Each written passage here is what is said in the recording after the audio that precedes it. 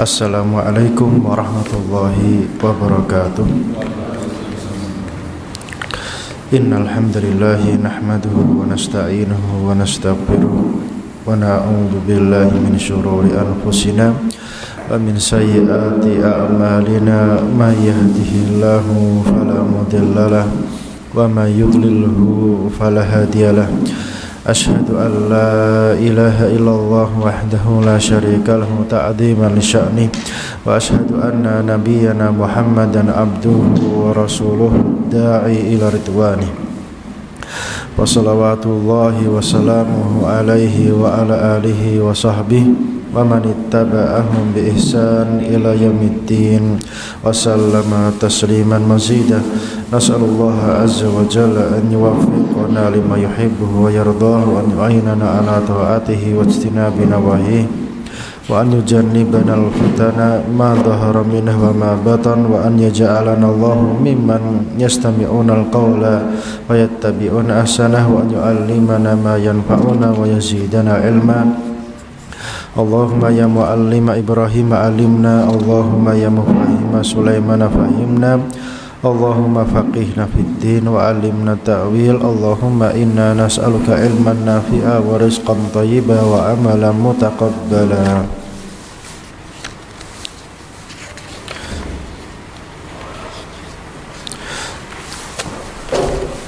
Baik, kita lanjutkan pembahasan kita tentang kitab Khulasatu Ta'dimi Al-Ilmi, ringkasan kitab pengagungan ilmu karya Fadilatul Syekh Shalih bin Abdullah bin Hamad Al-Utsaimin hafizahullah ta'ala wa ra'ah. Dan sekarang kita mulai masuk ke ma'aqid ats-tsani, simpul yang kedua tentang tata cara mengagungkan ilmu syar'i. Taib. Al-ma'aqidu tsani, ya, simpul yang kedua, ikhlasun niyyati fihi, ya, mengikhlaskan niat di dalam menggapai mempelajari ilmu syar'i. Mengikhlaskan niat di dalam menggapai, ya, di dalam belajar ilmu syar'i tersebut. Ikhlas itu apa? Ada yang bisa menjawab pengertian tentang ikhlas? Pengertian ta'rifnya ikhlas, ya. Ta'rifnya ikhlas, pengertiannya ikhlas. Ikhlas itu apa? Ya. Beramal berharap ridha Allah Subhanahu wa ta'ala. Baik, ini maknanya sudah benar. Cuma biar lebih jelas lagi buat antum semua, ana perjelas dari sisi bahasa biar nanti nyambung, ya. Ana bedah dari sisi bahasanya. Ikhlas itu dari kata-kata, dari kalimat kha lam shad, ya. Kha lam shad itu antum lihat di situ, ya. Dari khulusa, intinya lafadz ini kha lam shad, khulusa, ikhlas, ya. Akhlasa yukhlisu, ikhlas. Ini maknanya, intinya antum pernah mendengarkan kalimat kholas? Kholas itu artinya apa? Wis bar, wis kelar, wis resik, ya, wis bar, ya. Wis gak eneng kaitane maneh, ya. Berarti kholas itu wis pokoke metu, wis gak eneng sisane maneh. Nah, ikhlas itu artinya adalah resik, ya. Artinya apa? Bersih, ya, resik. Nah, berarti kalau ikhlas itu ikhlas lillahi ta'ala, berarti amalan kita ini bersih dari apa? Dari segala macam tujuan kepada selain Allah Subhanahu wa ta'ala. Nah, ini keterkaitan antara kalimat ikhlas. Kenapa ikhlas itu dimaknai sebagai beramal hanya berharap ridha Allah Subhanahu wa ta'ala, atau dia beramal dia tujukan kepada Allah Subhanahu wa ta'ala. Dia beramal dia tujukan hanya untuk Allah Subhanahu wa ta'ala. Taib. Syekh Utsaimin menyebutkan ta'rifnya ikhlas, ya, hakikatnya hakikatnya ikhlas itu adalah hati ini dibersihkan, ya, hati ini dibersihkan dari tujuan selain Allah, ya. Pembersihan hati dari tujuan selain Allah Subhanahu wa ta'ala.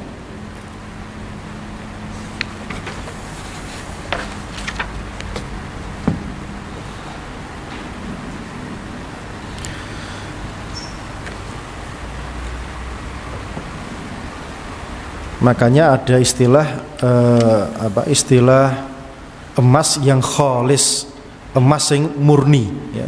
Sing resik, gak eneng karatane, gak eneng campurane, berarti apa? Resik. Berarti intinya ikhlas itu maknanya apa? Bersih tadi, bersih dari segala macam tujuan selain Allah Subhanahu wa ta'ala. Makanya Syekh Utsaimin memberikan pengertian apa? Tasfiyatul qalbi min iradati ghairillah.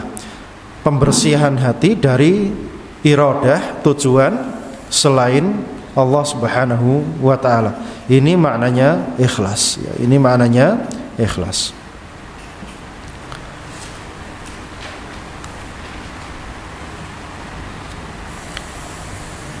Ya, itu maknanya ikhlas. Berarti ikhlas itu intinya apa? Intinya dua. Yang pertama apa? Hatinya dibersihkan, ya, dibersihkan. Yang kedua apa? Hanya ditujukan kepada Allah Subhanahu wa ta'ala. Berarti yang selain Allah ini enggak ada, ya, yang selain Allah ini tidak ada. Ini maknanya ikhlas.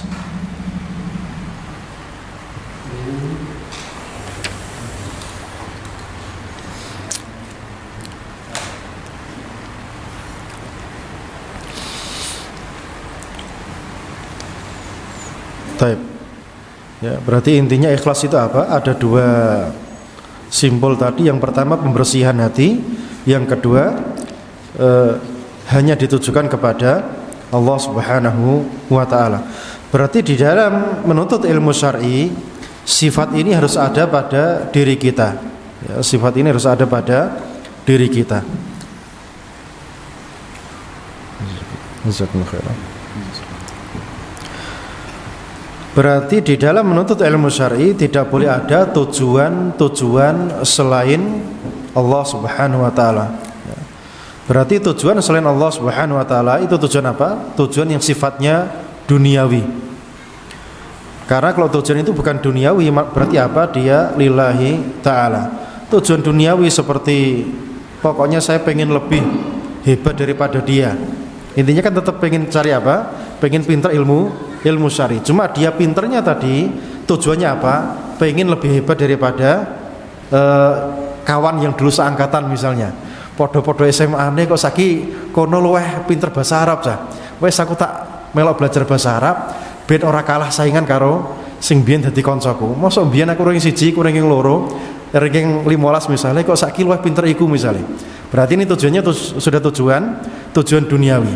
Berarti di dalam menuntut ilmu syar'i murni kita hanya mengharapkan ridha Allah Subhanahu wa ta'ala, tidak mencari jabatan, tidak untuk tujuan nanti dapat pekerjaan, tidak ada tujuan nanti biar nanti misalnya jadi orang terpandang di hadapan masyarakat misalnya, atau mendapatkan pujian, wah orang ini kok hebat dan sebagainya. Maka ini tujuan yang tidak diharapkan di dalam menuntut ilmu syar'i.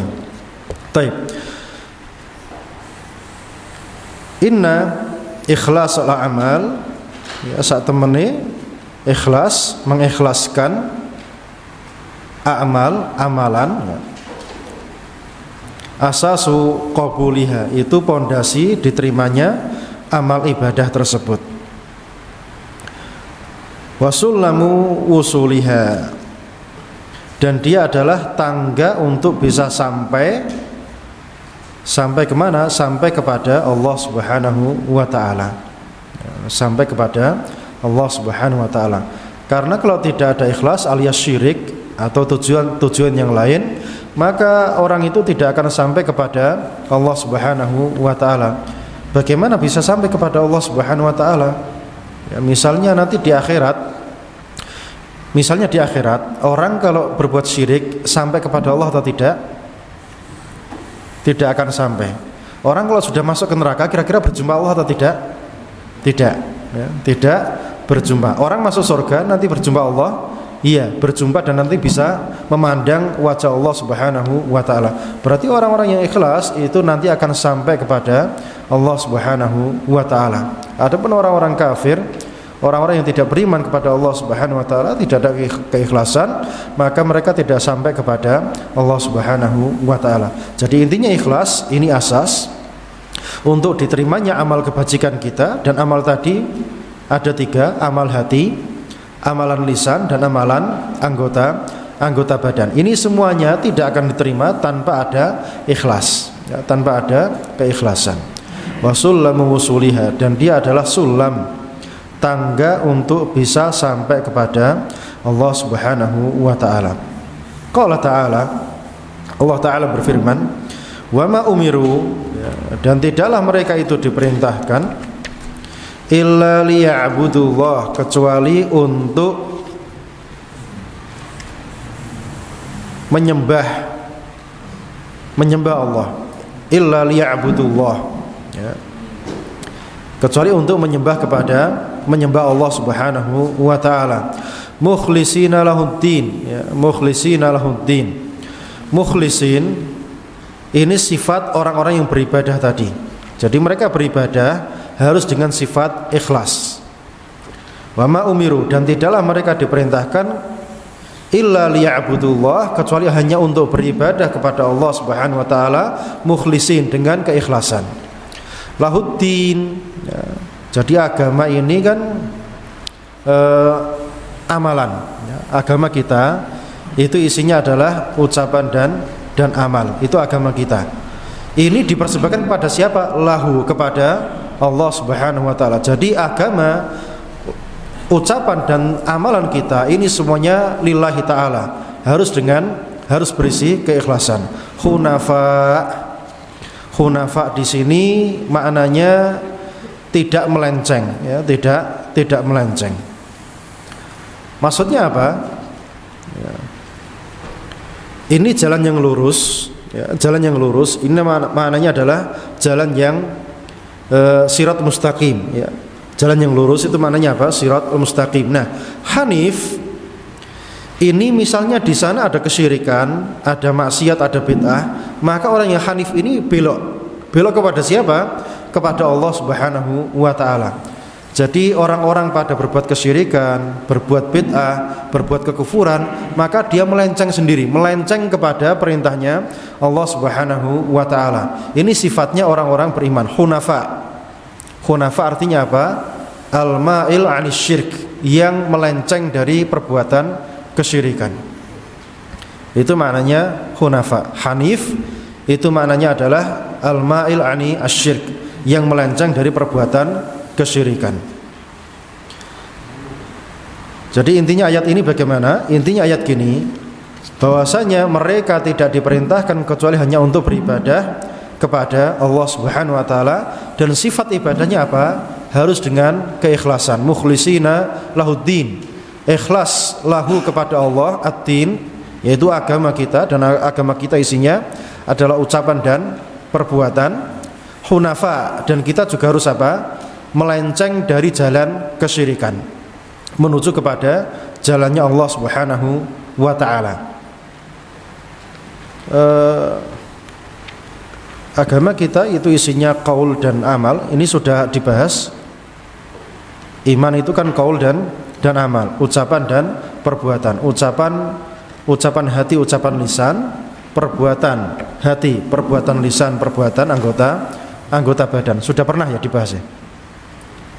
Lupa, gak apa-apa ya, diulangi lagi. Ini penting soalnya ini akidahnya Ahlussunnah wal Jamaah.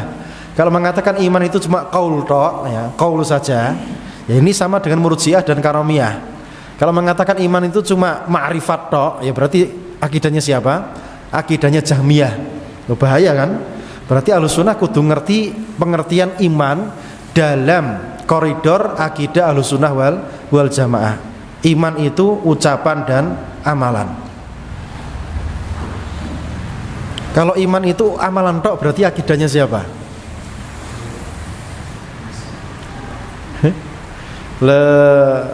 Pokoknya iman itu sementing no lambe karo nggone anggota badan. Ini akidahnya siapa? Ya akidahnya orang munafik ya. Karena orang munafik mengucapkan bismillah atau tidak? Ya maca Al-Fatihah podo, cuma atine bukan untuk Allah Subhanahu wa taala. Nah, kita orang beriman, ati, lambe, tangan kabeh satu jalur ya. Satu alur, tidak ada perbedaan. Semuanya lillahi taala. Nah, jadi iman itu adalah qaul wa amal, ucapan dan perbuatan, ucapan hati dan lisan, perbuatan hati, lisan dan anggota badan. Contoh ucapan hati itu seperti apa? Niat ya, niat itu ucapan hati. Kan jenengan niat tuh nggih. Aku tak budal ngaji, kan niat. Niat itu ngomong ora? Niat itu ngomong atau tidak dalam hati? Ngomong ya. Jadi niat itu ngomong nang jero ati. Nah, niat iki kudu sing apik. Dadi sing diomongno nang jero ati kudu sing apik-apik tok. Sing sesuai dengan syariatnya Allah Subhanahu wa taala. Kemudian ucapan lisan ya. Ucapan lisan itu seperti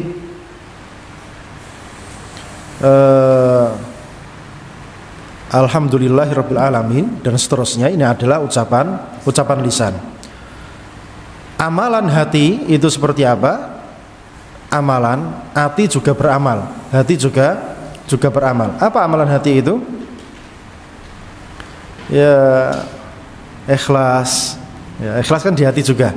Ikhlas itu di hati. Ikhlas, tawakal, roja, berharap, khauf, takut. Ini semuanya amalan hati. Tidak boleh amalan ini ditujukan kepada selain Allah Subhanahu wa taala. Ya, kemudian amalan lisan ya. Amalan lisan ya, zikir. Ini kan amalan ya. Tilawatul Quran, baca Al-Quran, ini amalan lisan. Zikir, baca Quran, apalagi baca doa, ini amalan lisan. Amalan anggota badan ini banyak ya.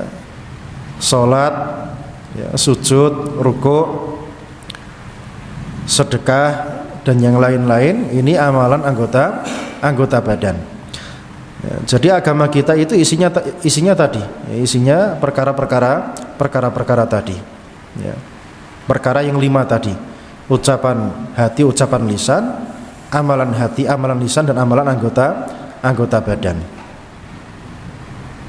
Taib. Fi sahihaini, dan di dalam kitab Sahih Bukhari dan Muslim, an Umar, ini lafadznya lafadz Imam Bukhari ya. An Umar bin Khattab radhiyallahu taala anhu, dari sahabat Umar bin Khattab radhiyallahu taala anhu, anna Rasulullah sallallahu alaihi wasallam qala, bahwasanya Rasulullah sallallahu alaihi wasallam bersabda,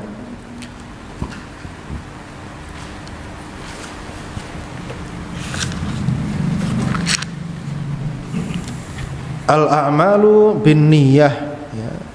Amalan itu dengan niatan. Al-a'malu bin niyah wa likulli imri'in ma nawa, dan bagi tiap-tiap orang itu sesuai dengan niatan yang dia niatkan ya, sesuai dengan niatnya masing-masing. Sesuai dengan niatnya masing-masing.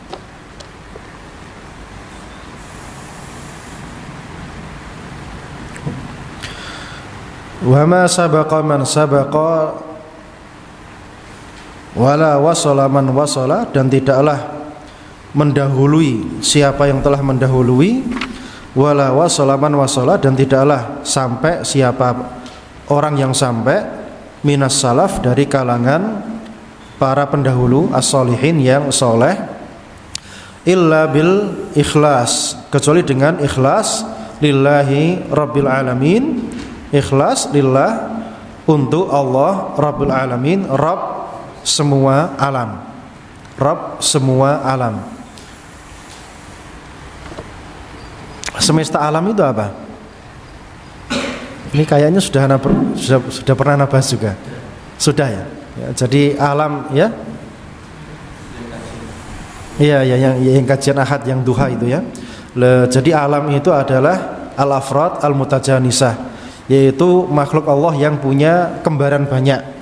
Berarti kalau makhluk tersebut tidak punya kembaran, maka dia bukan dikatakan sebagai alam, seperti bumi, langit dan bulan dan matahari misalnya.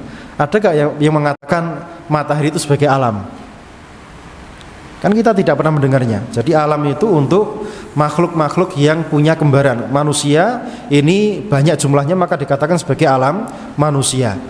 Jin ya punya banyak kembarannya, maka dikatakan sebagai alam jin. Malaikat juga punya banyak kembarannya, maka dikatakan sebagai alam malaikat. Dan alam hewan dan alam apa?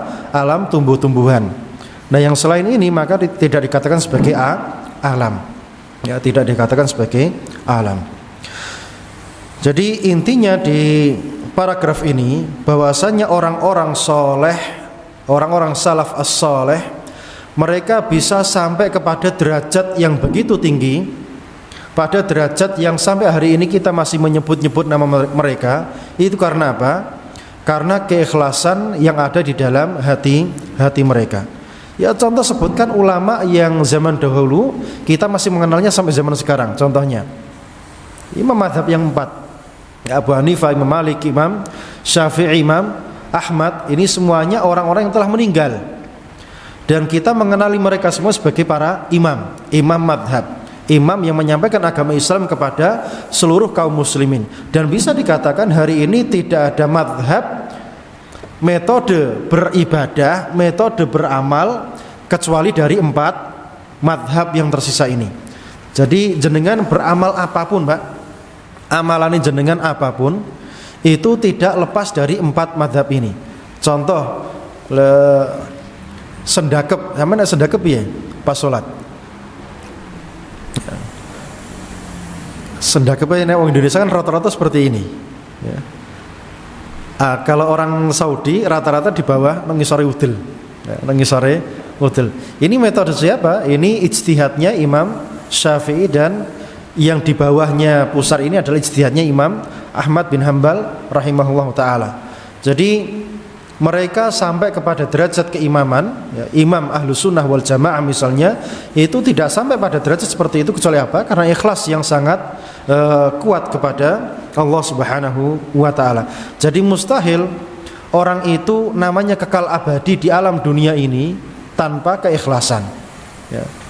Dan ada pula nama-nama yang tidak punya keikhlasan tapi kekal abadi ya, tapi ya nelongso ya, seperti Fir'aun ini kan kekal abadi ya, kekal abadi nama-nama seperti Fir'aun, Abu Jahal, Abu Lahab. Tapi kan ini yang nama-nama yang nelongso seperti ini ya. Uripe soro ya. Memang di dunia dulu mereka punya kekuasaan, punya kemewahan, tapi di akhirat mereka mendapatkan siksaan. An-naru yu'raduna 'alaiha ghuduwa wa 'ashiyya. Neraka diketokno, didelokno kepada keluarganya, pengikutnya Firaun, awan esok sore 24 jam. Itu diperlihatkan kepada Firaun.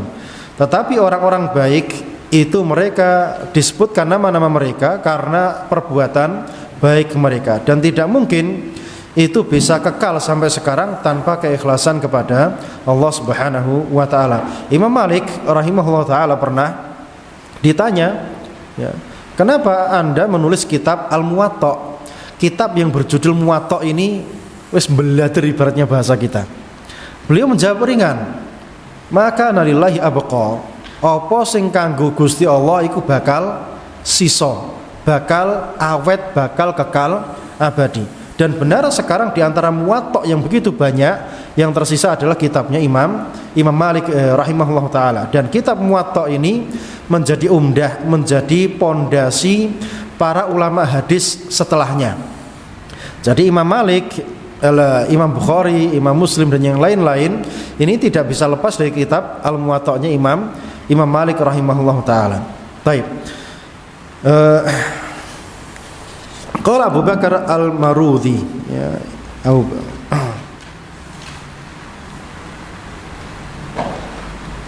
Abu Bakar Al-Marudhi rahimahullah ta'ala berkata, sami'tu rajulan, aku mendengarkan seorang laki-laki, yaqulu li Abi Abdillah, dia berkata kepada Abu Abdillah, yakni yaitu Ahmad bin Hambal, yaitu Ahmad bin Hambal. Wa dzukira lahu as-sidqa wal ikhlas, dan disebutkan kepada beliau perkara as-sidqu, kejujuran, wal ikhlas, dan keikhlasan. Faqala Abu Abdillah, maka beliau berkata, maka Abu Abdillah yaitu Ahmad bin Hambal berkata, bihadar tafa'al qaum, dengan ini kaum itu akan terangkat derajatnya. Ya. Artinya dengan kejujuran dan keikhlasan kaum itu akan terangkat kedudukannya. Jadi kaum itu tidak terangkat dengan ekonomi yang tinggi, tidak terangkat dengan kemakmuran rakyatnya, tidak terangkat dengan kemewahan dunia, kemajuan teknologi, kemajuan pendidikan dan yang lain-lain, tidak, tetapi terangkat dengan perkara ikhlas dan kejujuran. Ini yang mengangkat suatu kaum. Makanya kita dapati pengikutnya Nabi Muhammad SAW itu ada nggak yang punya rumah mewah gitu misalnya? Pernah antum mendengarkan pengikutnya Nabi Muhammad, yaitu para sahabat maksudnya, zaman itu punya rumah mewah? Kita belum pernah mendengarkan perkara seperti itu. Kalau harta banyak, iya atau tidak? Iya, kita mendengarkan seperti itu. Utsman bin Affan sedekah berapa? 1000 ekor onta misalnya. Tapi diriwayatkan bajunya tambalan, muraqqaq, bajunya tambalan. Berarti mereka ini tidak menuntut perkara kemewahan dunia, kemajuan ekonomi dan yang lain-lain. Maka umat yang sekarang, yang mereka mengira bakal menggapai kejayaan umat dengan cara-cara meningkatkan ekonomi, mengejar teknologi, kita pelajari ini dan itu, Anda tidak akan sampai kepada kejayaan umat Islam ini. Kejayaan umat ini akan terbentuk lagi kapan? Jika keikhlasan itu telah menyebar di kalangan kaum muslimin.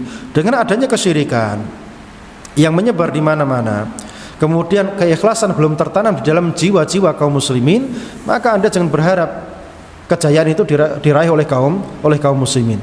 Bahkan kemelaratan itu bukan jaminan pula bahwasanya yang melarat itu pasti kalah gitu loh.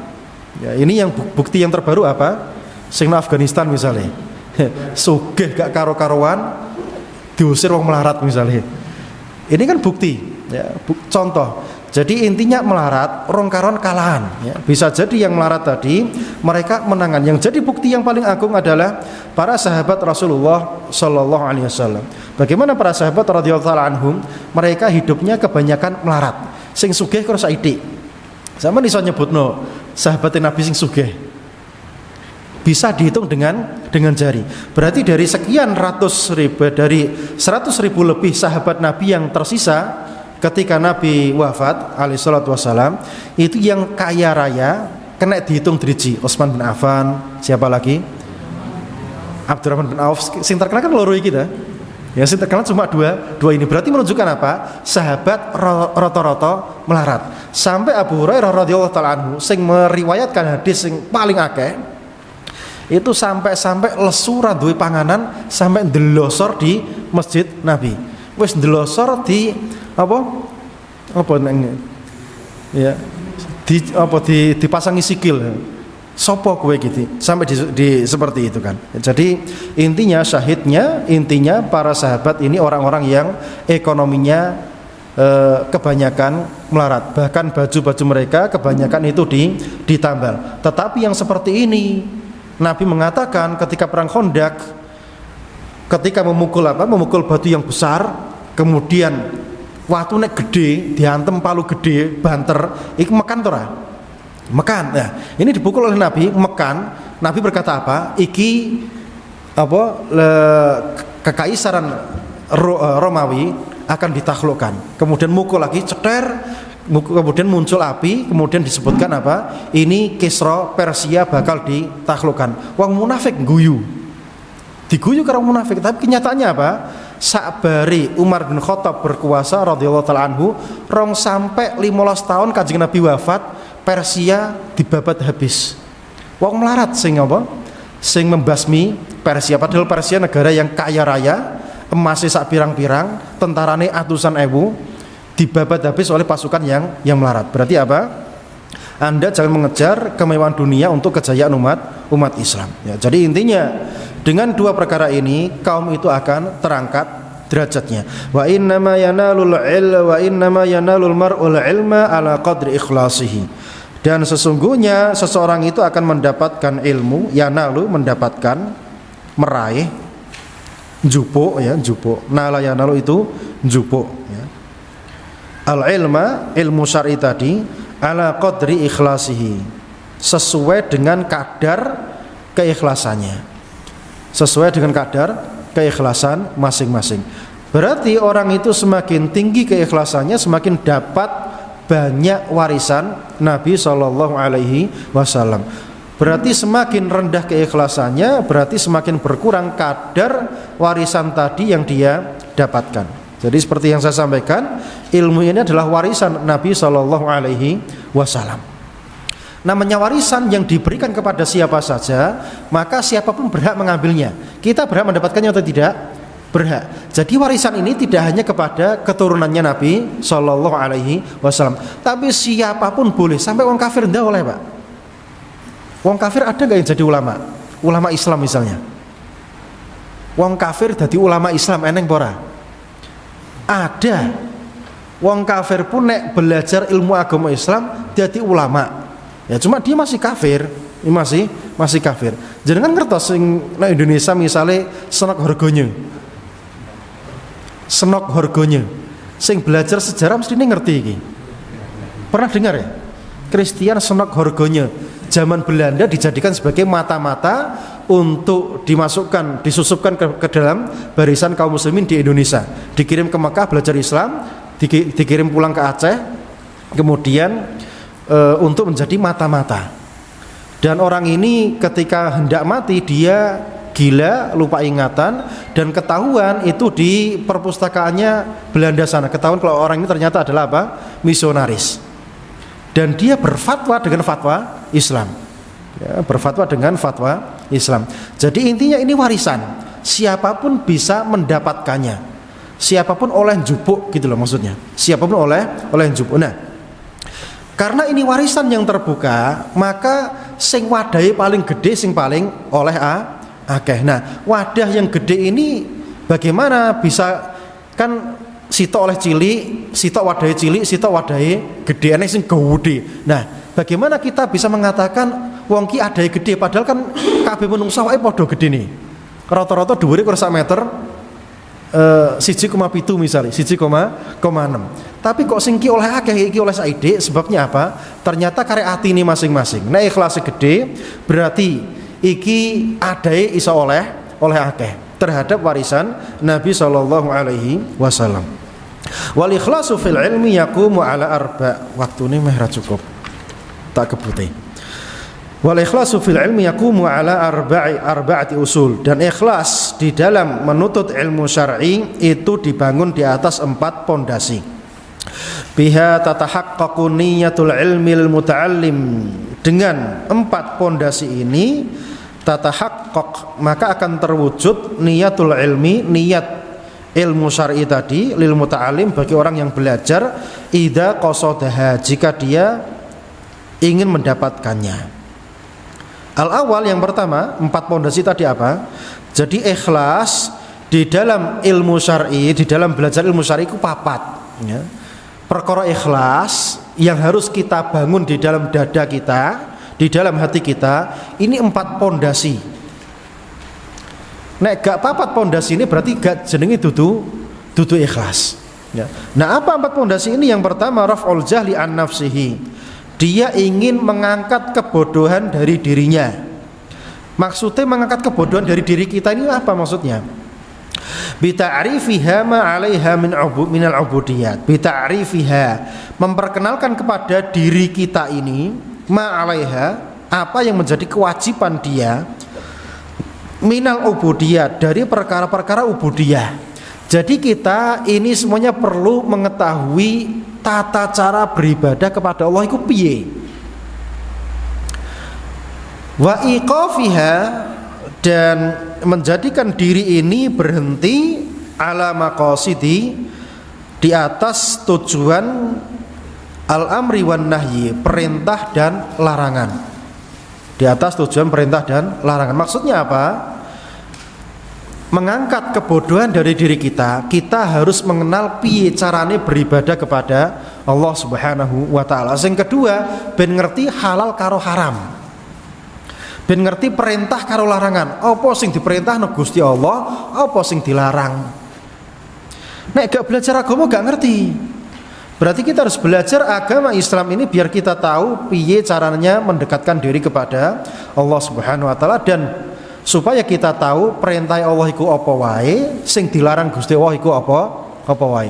Nah, orang kalau tidak belajar agama Islam, dia tidak tahu tata cara beribadah kepada Allah, sehingga dia beribadah dengan kebodohan. Ya. Kor melok-melok tok. Kayak usume maulidan tak melok maulidnya, kan seperti itu akhirnya. Orang kalau tidak tahu agama, kor melok umume wong akeh tok. Ora tidak bisa memilah-milah apa sing menjadi agama Allah dan apa yang tidak menjadi agama Allah Subhanahu wa taala. Ini tujuan belajar ilmu syar'i. Kemudian mengerti perintah dan larangan Allah Subhanahu wa taala. Perintahnya Allah yang harus dikerjakan apa saja, yang dianjurkan dikerjakan apa saja, yang diharamkan apa saja, yang dimakruhkan itu apa saja.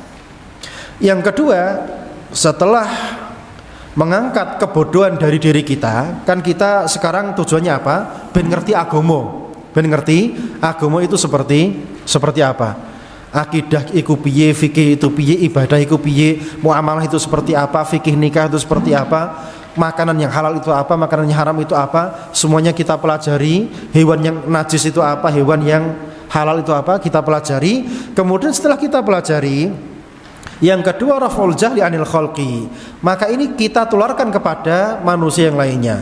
Raf'ul jahli, mengangkat kejahilan, anil khalqi, dari makhluk, dari manusia.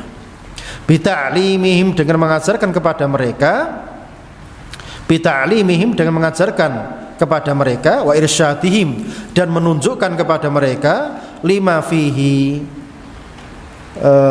yang di dalamnya ada salahud dunyahum wa akhiratihim, ada kemaslahatan, kebaikan dunia mereka dan akhirat mereka. Ini tujuan yang kedua, ini ikhlas yang kedua.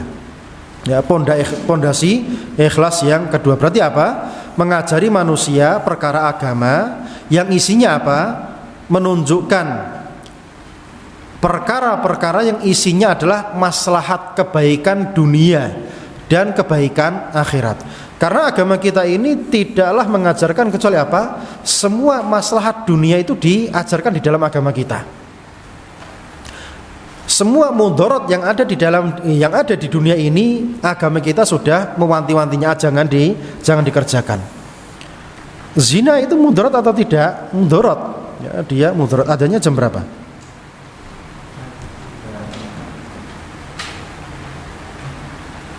Ya, masih lama.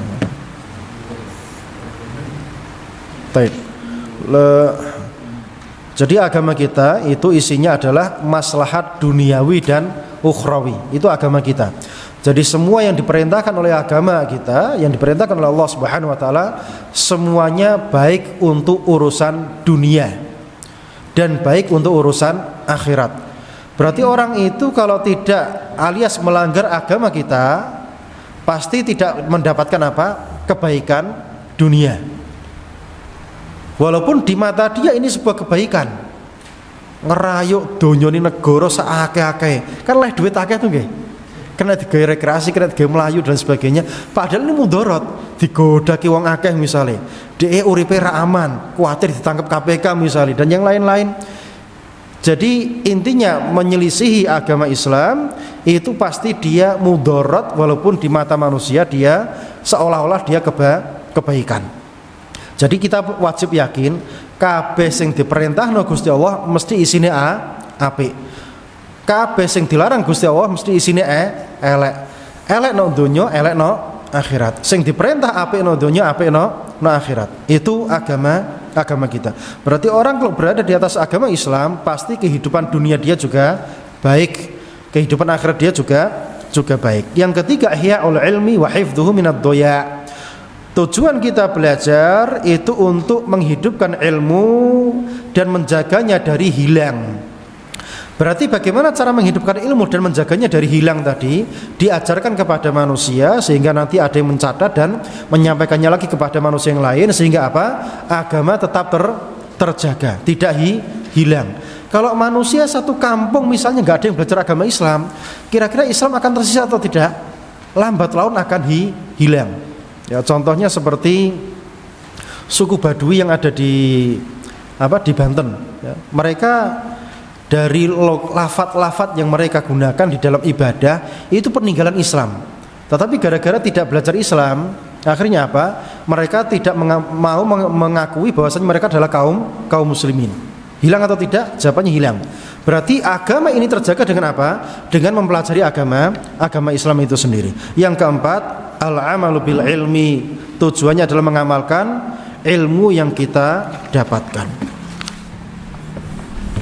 Walaqad kana salaf, dan sungguh para salaf rahimahumullah yakhafuna fawatal ikhlas. Mereka sangat takut fawat itu ketinggalan, atau apa di situ terjemahnya? Fawatal ikhlas apa? Luput, luput ketinggalan, ikhlasnya itu hilang gitu, luput dari dia fi talabihimul ilma, di dalam proses menuntut ilmu syar'i. Jadi mereka sangat takut sekali di dalam proses belajar tadi, ikhlas reneng dodo, kok pengen belajar gitu tok. Fayatawarra'una 'an iddi'aihi, maka mereka yatawarra'un. Yatawarra'un di situ terjemahnya apa?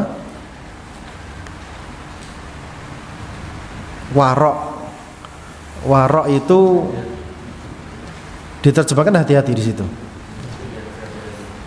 Yatawarra'un itu istilah gak pengen pamer gitu loh. Warok itu istilahnya gak pengen pamer. An iddi'aihi, mereka tidak mau cepat-cepat mengklaim bahwasanya dia sudah ikhlas. Ya, mereka tidak mau mengklaim saya sudah ikhlas, tapi apa? Mereka mengatakan intinya saya sedang berusaha. Karena amal ibadah itu tidak bisa diklaim, Kita semuanya berharap qabulnya, berharap diterimanya oleh Allah Subhanahu wa taala. La annahum lam yuhaqqiquhu fi qulubihim. Bukan dikarenakan mereka belum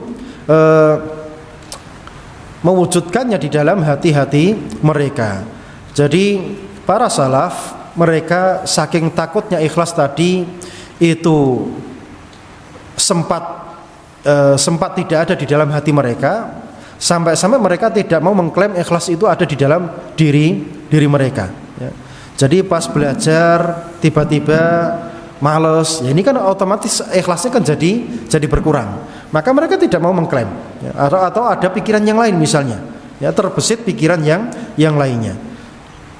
Jadi mereka berbuat warok, ya, tidak mengklaim itu bukan karena mereka tidak ikhlas, mereka sudah ikhlas, ya, cuma karena kehati-hatian, tidak ingin terjadi riya, tidak ingin terjadi sum'ah dan yang lain-lainnya, maka mereka tidak mengklaim perkara tersebut. Contoh, Su'ilal Imam Ahmad telah ditanya, hal talabtal ilma lillah, apakah engkau menuntut ilmu syar'i itu lillahi ta'ala, hanya karena Allah Subhanahu wa ta'ala? Faqala, maka beliau menjawab, wallahi, demi Allah, aziz, ini perkara yang besar, walakinnahu, akan tetapi dia sesuatu hubbiba ilayya, yang cintakan kepadaku, fatalabtuhu, maka aku mencari ilmu tersebut. Jadi Imam Ahmad bin Hanbal tatkala ditanya apakah Anda sudah ikhlas atau belum, ini berat untuk saya jawab, ya, istilahnya seperti itu. Ini berat untuk saya jawab apakah saya sudah ikhlas atau belum, bukan karena ragu-ragu, tapi tidak ingin mengklaim iya saya sudah ikhlas. Faham sampai sini? Jadi Imam Ahmad ditanya, Anda sudah ikhlas atau belum? Ini perkara berat untuk saya jawab, ya. Bukan berarti beliau tidak ikhlas, tetapi tidak ingin menampakkannya, memamerkannya kepada makhluk sehingga ikhlas tadi menjadi hilang. Maka beliau mengatakan, ilmu tadi dibuat saya cinta kepadanya. Nah, karena saya cinta kepadanya, akhirnya saya berusaha mengejar ilmu syar'i tersebut.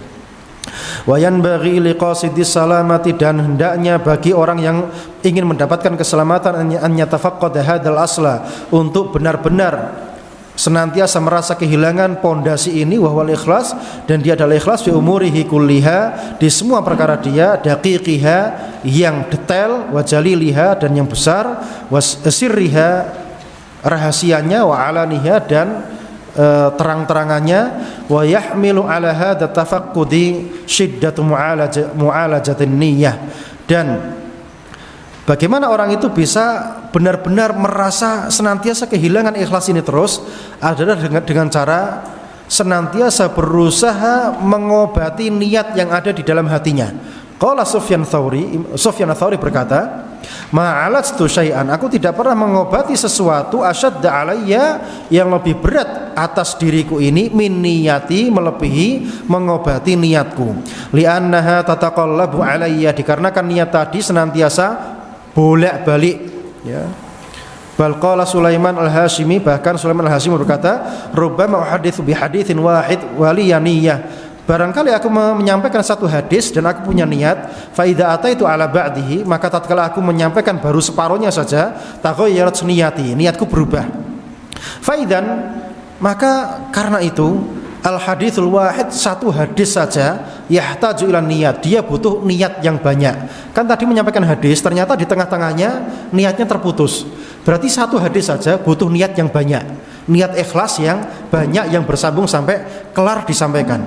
Ya, sama seperti ana menyampaikan hadis kepada antum, bisa jadi di tengah-tengah ana menyampaikan ada tujuan lain. Saya pengen terkenal, saya pengen ini dan sebagainya, maka ternyata niat ini perkara yang berat. Allahu a'lam bishawab. Wa sallallahu ala nabiyyina Muhammad wa ala alihi wa sahbihi wasallam. Assalamualaikum warahmatullahi wabarakatuh.